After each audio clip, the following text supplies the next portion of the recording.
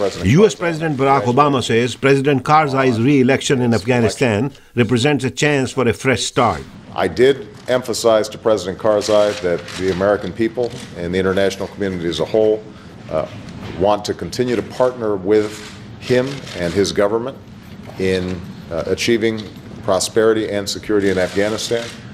But I emphasized that this has to be a point in time in which we begin to write a new chapter. Daniel Markey at the Private Council on Foreign Relations says President Karzai must work hard to prove that his government is legitimate.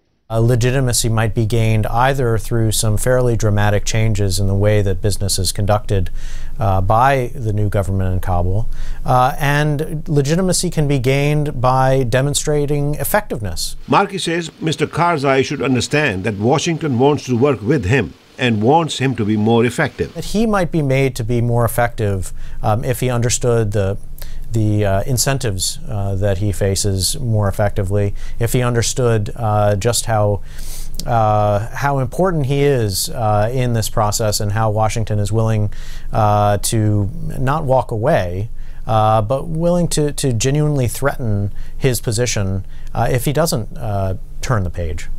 President Karzai must also tackle the issue of corruption, says Markey. But the process needs to be gradual, says Hasib Himanyu at the Institute for Study of War. He says Mr. Karzai must contend with powerful, corrupt people surrounding him. Financial muscles as well as military backings at regional, provincial levels, and to tackle their corrupt behavior will take a time, be a lot more international involvement and commitment for backing that process.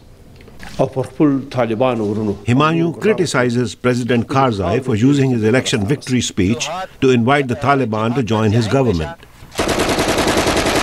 He says it makes Mr. Karzai appear weak because the Taliban now have the upper hand. Once that momentum is on the Afghan government side, then for President Karzai to go out and call on them to come back to Kabul or come along for the moderate elements of him, that may work. At this point, Himanyu says that if the U.S. wants to prevent Afghans from supporting the Taliban, it must convince them that American troops and their allies are in Afghanistan to stay.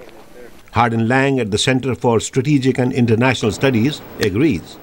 He has just returned from Kandahar province. The Khandaris who I spoke with said, look, you're leaving, even if you surge, you're leaving in a year, 2 years, or 3 years, and we can't bet on that. Many see that as the irony surrounding Afghanistan.